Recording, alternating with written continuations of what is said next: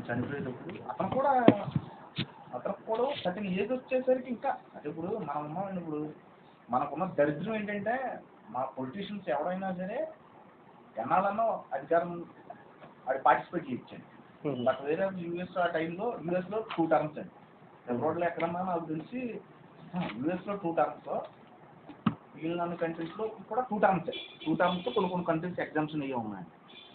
ఇటు వచ్చి మన కంట్రీస్లో మట్టుకు అలా కాదనుకుంటున్నాను. అలా కాదు కదండి. ఇక్కడ ఎన్నిసార్లు 3 సార్లు అయినా 4 సార్లు అయినా అంటే దానికి దీనికి తేడా ఉన్నాయండి. దానికి బోల్డన్ ఉన్నాయి, దాని రీజన్స్ ఉన్నాయి బోల్డన్. అంటే వాళ్ళు అలా ఉండడానికి ఉండే పరిస్థితులు వేరు, మనకు ఉండే పరిస్థితులు వేరు. రైట్. ఇప్పుడు లెసన్లోకి వచ్చినట్లయితే ఈ ఫ్రేజియోగ్రఫీ మీద మనం ఇప్పుడు కొన్ని ఆల్రెడీ రాయడం అనేటువంటిది ప్రారంభించేసాం. కొన్ని ఫ్రేజెస్ నేర్చేసుకున్నాం కూడా.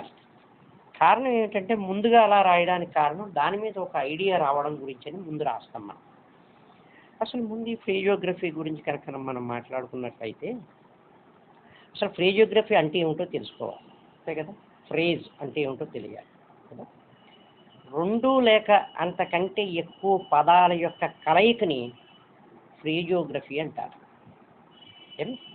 అసలు ఫ్రేజియోగ్రఫీ అంటే అది 2 లేక అంతకంటే ఎక్కువ పదాల యొక్క కలయిక, దాన్ని ఫ్రేజియోగ్రఫీ అంటారు.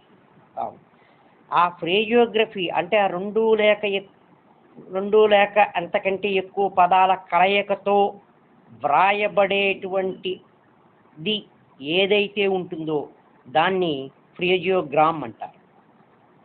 అంటే అవుట్లైన్ అంటే 2 లేక అంతకంటే ఎక్కువ పదాల యొక్క కలయిక వల్ల ఏర్పడేటువంటి అవుట్లైన్ ఏదైతే ఉంటుందో దాన్ని ఫ్రేజియోగ్రామ్ అంటారు.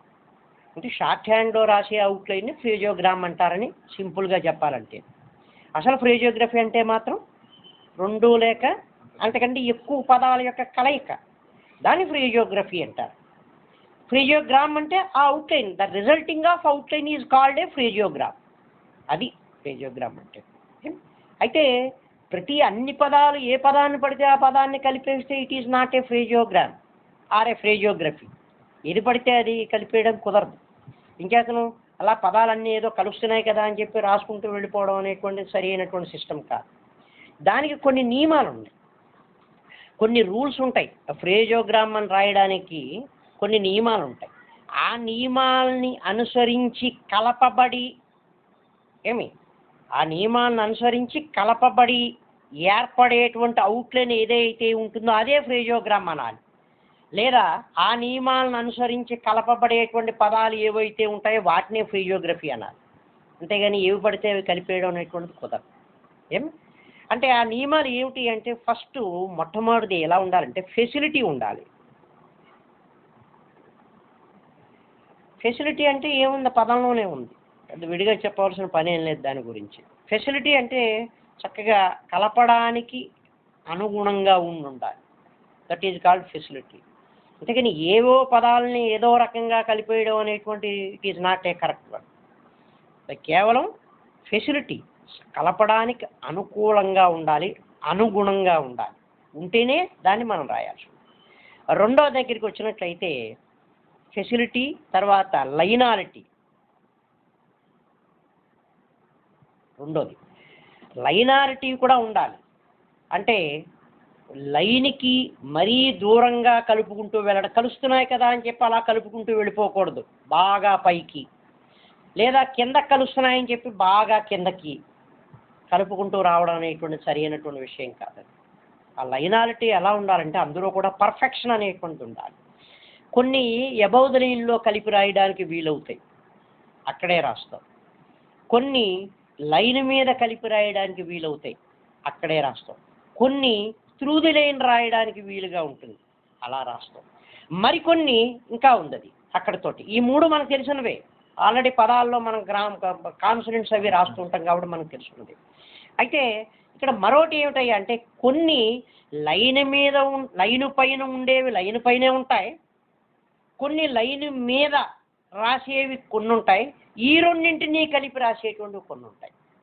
అంటే ఏ లైనాలిటీది ఆ లైనాలిటీకి ఐ హ్యావ్ ది నేర్చుకున్నాం మీకు, అందు గురించనే ముందుగా రాసి చెప్పుకుంటున్నాం. దాన్ని ఐ హ్యావ్ అన్నప్పుడు ఐ అబౌవ్ ద లైన్లో ఉంది, హ్యావ్ లైన్ మీద ఉంది. ఎక్కడది అక్కడే ఉంది కానీ కలిపి రాశాం. సో ఇంచేతనంటే అక్కడ ఫెసిలిటీ ఉంది, లైనాలిటీ ఉంది, ఆ రెండు ఉంది కాబట్టి దాన్ని రాశాం. అసలు బేసికల్గా ఫస్ట్ది ఎక్కడ రాస్తే అక్కడ రాస్తూ ఉంటాం, కానీ ఫ్రేజియోగ్రఫీలో అలా రాసే ఉంటాయి. అంటే లైనాలిటీ ప్రకారం అబౌవ్ ది లైన్లో రాసే ఉన్నాయి, ఆన్ ది లైన్ రాసే ఉన్నాయి, త్రూ ది లైన్ రాసే ఉన్నాయి. కానీ కొన్ని above the line on the line కలిపి రాసేవి కొన్ని ఉంటాయి, మరికొన్ని on the line through the line కలిపి రాసేవి కొన్ని ఉంటాయి. ఆ రకంగా కూడా రాసుకోవచ్చు. ఇవి దేని మీద ఆధారపడి ఉంటుందయ్యా అంటే ఫెసిలిటీ మీద ఆధారపడి ఉంటుంది. ఈ లైనాలిటీ అనేది ఫెసిలిటీ మీద ఆధారపడి ఉంటుంది. అంచేతను ఆ రకంగా కూడా రాసేటువంటి ఉంటాయి. మూడోది మరొకటి ఉంది, లెజిబిలిటీ. లెజిబిలిటీ అంటారు. లెజిబిలిటీ అంటే స్పష్టత అని అర్థం. ఆ రాసేది ఎలా ఉండాలట? క్లియర్గా ఉండాలి. అంటే చూసిన వెంటనే ఇది ఫలానాది, ఫలానా పదము, ఇది ఫలానా పదము, ఇది ఫలానా పదము అని చెప్పగలిగి ఉండాలి. అలా ఉంటేనే దాన్ని కలపాలి. ఇందాక చెప్పాను, లైన్కి బాగా దూరంగా రాసేవి కానీ లైన్కి బాగా దగ్గరగా ఉండేవి కానీ అవి పనికిరావు. అంటే ఫర్ ఎగ్జాంపుల్ ఏవో ఒక ఎగ్జాంపుల్ చెబుతూ ఉంటారు, ఏదో లిటిల్, లేజర్, లెస్లీ అని ఇలా కలుస్తున్నాయి కదా అని ఇలా కలుపుకుంటూ వెళ్ళిపోకూడదు. లైన్ నుంచి ఎంతో దూరం వెళ్ళిపోతుంది.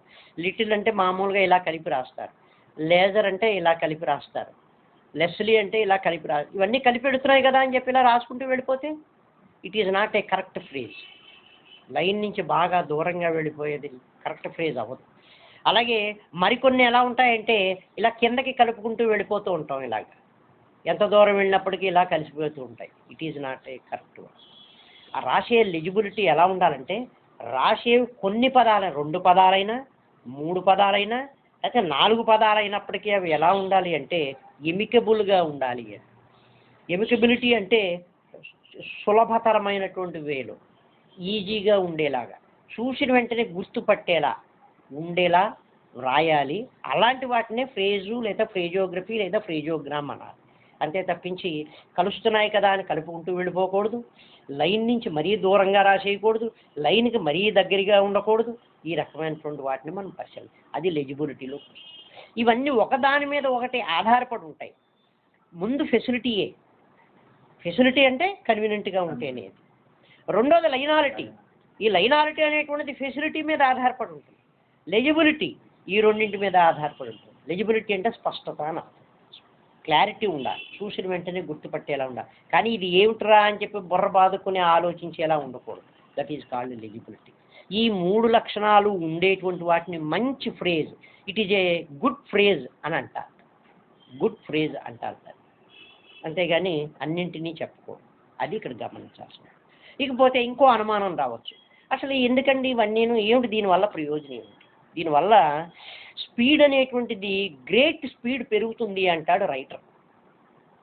మన పిట్మెన్ గారు ఏమంటాడంటే ఈ ఫ్రేజియోగ్రఫీ వల్ల, ఈ ఫ్రేజియోగ్రామ్స్ వల్ల, ఫ్రేజియోగ్రఫీ అంటే ఇంగ్లీష్లో రాసేటువంటి పదాల యొక్క కలయికను ఫ్రేజియోగ్రఫీ అంటారు. షార్ట్ హ్యాండ్ అవుట్లైన్ ఏదైతే మనం రాస్తామో ఈ పదాల యొక్క కలయిక ద్వారా ఏర్పడేటువంటి సైన్, గుర్తు ఏదైతే ఉంటుందో దాన్ని ఫ్రేజియోగ్రామ్ అంటారు. ఆ ఫ్రేజియోగ్రామ్ అనేటువంటి దాన్ని, ఫ్రేజియోగ్రామ్స్ అనేటువంటివి నేర్చుకోవడం వల్ల great speed, increase the great speed అంటాడు. And at the same time మంచి ఫ్లూయెన్సీ కూడా పెరుగుతుంది. అంటే మామూలుగా ఇంగ్లీష్ కొంతమంది మాట్లాడుతూ ఉంటారు, ఫ్రేజియాటిక్ లాంగ్వేజ్ అని మాట్లాడుతూ ఉంటారు. అంటే వాళ్ళు మాట్లాడే మాటల్లో అన్ని ఫ్రేజెస్సే ఉంటాయి. అలాంటి వాళ్ళు కొంతమంది ఉంటారు, ఇంగ్లీష్ బాగా పట్టున్నటువంటి వాళ్ళు చాలా రిథమాటిక్గా మాట్లాడారండి అని చెప్తూ ఉంటాం. అంటే సందర్భోచితమైనటువంటి పదాలని చక్కగా వాడుతూ మాట్లాడే వాళ్ళు ఉంటారు. వాళ్ళు ఫ్రేజియోటిక్ లాంగ్వేజ్ మాట్లాడారండి అని చెప్తూ ఉంటారు. మరి అది పెరుగుతుంది అని రైటర్ గారి యొక్క ఒపీనియన్. అది ఫ్రేజియోగ్రఫీ, ఫ్రేజియోగ్రామ్ అంటే. బాగుంది, తీసేయండి. దీనికి ఆల్రెడీ మనం కొన్ని నేర్చుకున్న ఎగ్జాంపుల్స్ కనుక మనం పరిశీలించినట్లయితే ఫస్ట్ హౌ కెన్ దే అనే వర్డ్ గురించి మాట్లాడతాడు ఆయన. ఇది ఎంత కన్వీనియంట్గా ఉంటుందో చూసుకోమంటాడు. హౌ అనేది ఇలా నేర్చుకున్నాం ఆల్రెడీ మనం. కెన్ అనేది అబౌవ్ ది లైన్ ఇలా రాస్తాం, దే ఇలా రాస్తాం. దీన్ని హౌ కెన్ దే ఇలా రాసుకోమని మనకి చెప్పాడు. ఇందులో ఇవన్నీ ఉన్నాయో లేదో చూసుకోవాలి. మనం రాసే ఫ్రేజ్లో ఇవన్నీ ఉన్నాయో లేదో మనం చూసుకుంటాం. ఫెసిలిటీ ఉంది, చక్కగా కలిపి రాయడానికి మీరు ఏమీ కష్టపడలేదు. చెయ్యి ఏమీ ఇబ్బంది పడలేదు, చెయ్యి కూడా ఇబ్బంది పడకూడదు ఫ్రేజ్ రాసేటప్పుడు. అంటే అతి కష్టం మీద అలా తిప్పేలాగా మెలికలు తిప్పేలాగా అలా ఉంటే అది మంచి ఫ్రేజ్ అని అనిపించుకోదు. మంచి ఫ్రేజ్ అంటే చాలా ఈజీగా రాసేటువంటిది, అసలు లెజిబుల్గా ఉండేటువంటి దాన్ని మంచి ఫ్రేజ్ అంటారు.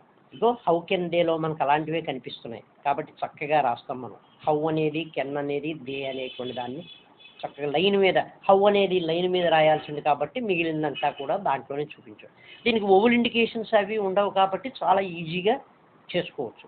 ఎంత ప్రాక్టీస్ చేసుకుంటే ఇవి అంత మంచిది. ఇవి ఇంకేదంటే స్పీడ్ బాగా పెరగాలి అంటే ఈ ఫ్రేజులు బాగా వచ్చి ఉండాలి. అవి చూసిన వెంటనే మనం రికగ్నైజ్ చేసేటువంటి పరిస్థితిని మనం కల్పించుకోగలిగి ఉండాలి. అది ఇక్కడ గమనించాల్సినటువంటి. హౌ కెన్ దే, అలాగే ఐ హ్యావ్, ఇది చూడండి ఎంత చక్కగా ఉంటుందో. ఐ ఇలా ఉంటుంది, హ్యావ్ ఇలా ఉంటుంది, ఎక్కడ అక్కడే ఉన్నాయి, మనం ఏమీ మార్చలేదు. ఐ హ్యావ్ ఏమి ఈ రకంగా దీన్ని మనం రాసుకోవచ్చు. అలాగే ఐ థ్యాంక్ యూ ఉంది for example. I thank you నేర్చుకున్నాం మనం ఆల్రెడీ. ఐ ఇలా నేర్చుకున్నాం, థ్యాంక్ ఇక్కడ నేర్చుకున్నాం, ఎక్కడో అక్కడే ఉన్నాయి. ఐ థ్యాంక్ యూ, యూని తీసుకెళ్ళి తగిలేదు. ఇదే లైన్ మీదకి రాసినట్లయితే ఐ థింక్ యూ అయిపోయింది. ఇంత ఈజీగా ఉందో చూసారా. ఐ హ్యావ్, అందు గురించి వాళ్ళు లైనాలిటీ గురించి చెప్పేటప్పుడు మామూలుగా 3 లైనాలిటీస్ ఉంటే ఫ్రేజియోగ్రామ్ దగ్గరికి వచ్చేప్పటికి 4 లైనాలిటీలు కనిపిస్తాయి. 4వది ఏమిటి అంటే ఎక్కడో అక్కడే ఉంటాయి, బట్ వీఆర్ మిక్సింగ్. మనం వాటన్నింటినీ టుగెదర్ విత్ ద వర్డ్స్, మనం వాటన్నింటినీ కలిపి రాస్తాం. టుగెదర్ అంటే కలిపి రాసేటువంటి పదం కింద మనం రాస్తూ ఉంటాం. అలాగే ఇంకా ఐఆమ్ ఈజీ ఆల్రెడీ మనం నేర్చుకున్నాం, అదిగో ఎం మనం. ఐ విల్ అలాగే అంటే ఎల్ ఎమ్ కే, ఈ వీటి దగ్గరికి వచ్చినట్టు ఎల్ ఎం కే, ఈ 3 అక్షరాలకి ఐ ముందు ఆల్రెడీ ఇది మనం గత పాఠం దిప్తాంగ్ సెషన్లో నేర్చుకున్నాం. ఐ అనేటువంటి దాన్ని పూర్తిగా రాయక్కర్లేదు అని చెప్పి దాన్ని మనం నేర్చుకున్నాం. ఐఆమ్ ఇలాగా, ఐ విల్ ఇలాగా, ఐ కెన్ ఇలాగా. ఏం చేస్తానంటే ఐ అనేటువంటి ఒక కొమ్ము తీసేయచ్చు, ఒక కొమ్ముతోటే మనం దాన్ని రాయవచ్చు అని మనకు ఆల్రెడీ తెలియజేశాడు. అది కూడా ఫ్రేజెసే లెక్క. ఇంకేంటంటే ఐ అనే పదం అవుతుంది, పక్కనే విల్ అయితే ఎల్, యామ్ అయితే ఎమ్, కెన్ అయితే కే, ఈ 3ంటిని కలిపి రాస్తాం. పదాలే కాబట్టి అది కూడా it is also a phrase. అలాగే మే అనే పదాన్ని మనం ఇలా నేర్చుకుందాం. సపోజ్ హీ మే అని రాయాల్సి వచ్చినప్పుడు హీకి ఇదిగో ఈ రకంగా ఆల్రెడీ హీ అనేటువంటిది మనం గ్రాములో కింద ఎలా నేర్చుకున్నాం. అయితే దీనికి ఎమ్కి మేకి ఉపయోగించడానికి కన్వీనియంట్గా లేదు కాబట్టి హెచ్ని ఇలా హీ మే కింద రాసుకోవచ్చు అని మనకి ఇక్కడ తెలియాలి. అంటే తులుదిలేని హెచ్ రాస్తే హీయే కదా.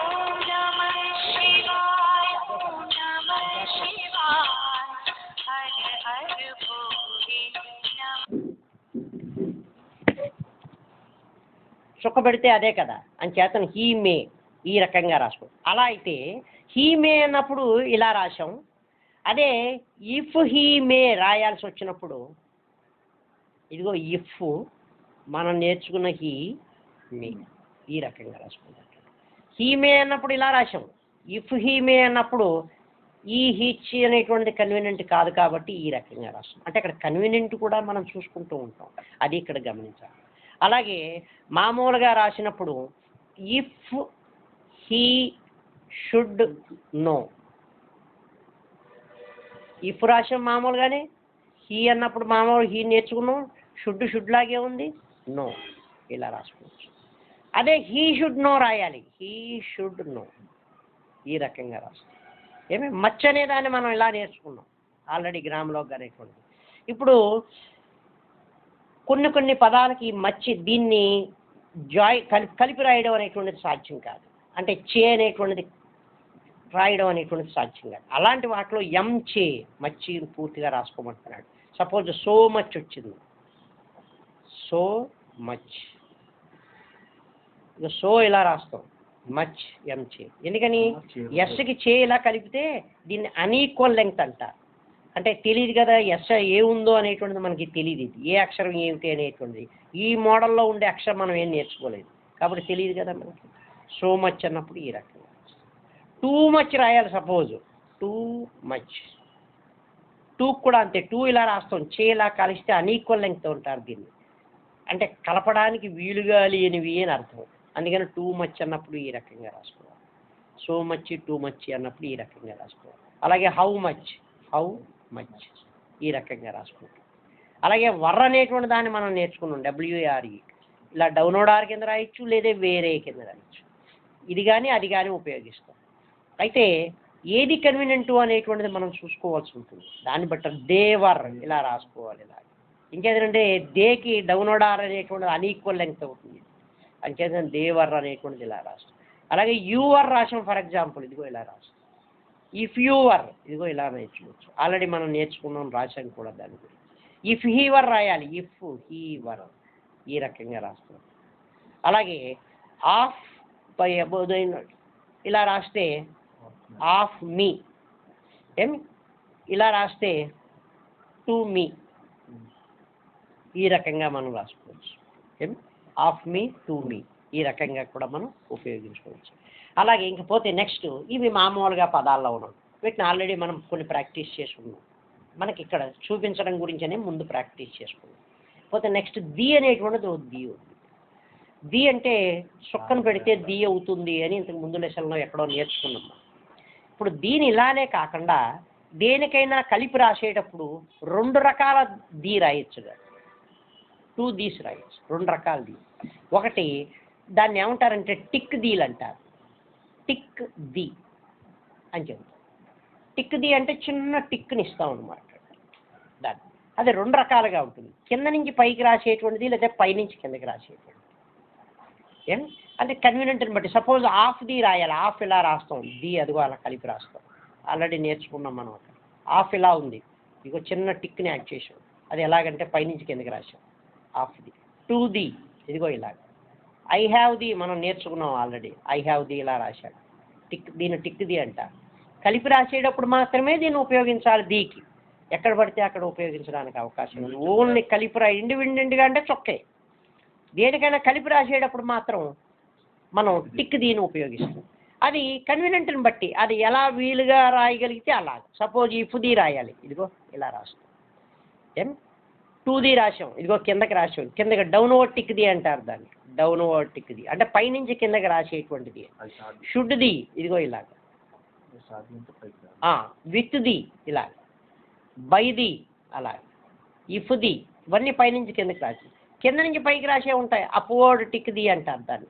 సపోజ్ బియాండ్ ఇలా నేర్చుకున్నాం, అగో దానికి టిక్ ది కింద నుంచి పైకి రాసాం అలాగే. వజ్ ఇలా నేర్చుకున్నాం, దానికి టిక్ ది రాయాలంటే అలా రాసాం. వాట్ ది ఇగో వాట్ ఇలా నేర్చుకున్నాం, దానికి టిక్ ది కింద నుంచి పైకి ఇలా రాసాం. హౌ ఇలా రాసాం, టిక్ ది ఇలా పైకి. ఇలాగ కన్వీనియంట్ని బట్టి దాన్ని ఉపయోగించుకుంటూ ఉండాలి. అయితే దీనికి ఒక చిన్న ఎగ్జాంప్షన్ అనేటువంటి దాన్ని మనం తెలుసుకోవాల్సింది. ఎలాగంటే ఆన్ ది వచ్చినప్పుడు మాత్రం, ఆన్ ది అన్నప్పుడు ఆన్ ఎలా రాస్తాం, ఇలా రాస్తుంది. దానికి టిక్ ది పైకి ఇలా ఇవ్వాలి. ఇలా రాస్తే ఎలా కనపడుతుంది, ఇది ఐలా కనపడుతుంది. మనం ఐ అనేది నేర్చుకున్నాం కదా, ఐలా. అందుకని ఆన్ ది వచ్చినప్పుడు ఏం చేయమంటే కొంచెం స్లాంటింగ్గా ఇలా రాసుకోమంటారు. ఆన్ కొంచెం స్లాంటింగ్గా అలా రాస్తాం, ఆన్ ది. అలాగే టు ది కూడా అంతే. టు ది కాదు, ఆన్ ది మీద బట్టదిని ఆన్ దీని ఏం చేయాలంటే కొంచెం స్లాంట్ చేసి రాయాలి. అది ఐ అని అనుకోకుండా ఉండడానికి ఈ రకమైన ఏర్పాటు. ఆన్ ది అన్నప్పుడు ఇలా రాస్తాం, బట్టది అన్నప్పుడు ఇలా రాస్తాం. మామూలుగా ఐ ఇలా ఉంటుంది. అది మనం గ్రహించుకోవాల్సింది. అది ఈ విషయాలను మనకి ఇందులో తెలుస్తుంది. అంటే టోటల్గా దీన్ని బట్టి మనకి ఏం తెలుస్తుంది అంటే కన్వీనియంట్ని బట్టి, ఫెసిలిటీని బట్టి, లైనాలిటీని బట్టి, లిజిబిలిటీని బట్టి జాగ్రత్తగా రాసుకోవాల్సిన అవసరం ఉంటుంది అని మనకి ఈ పాఠంలో తెలియజేస్తుంది. ఇది జనరల్ లెసన్, ప్రిన్సిపల్ లెసన్ కాదు. అంటే సూత్రాలు ఉండేటువంటిది కాదు, జనరల్గా ఉండేటువంటి లెసన్. అందుకనే ముందు రాయించి తర్వాత వీటి గురించి వివరణ ఇవ్వడం అనేటువంటిది జరుగుతుంది. అది ఇక్కడ గమనించేసి ఓకేనా. లెసన్ చదువుకునండి, లెసన్లోని పదాలన్నింటినీ రాయాలి. ఈ పదాలన్నింటినీ అంతవరకు రాయండి.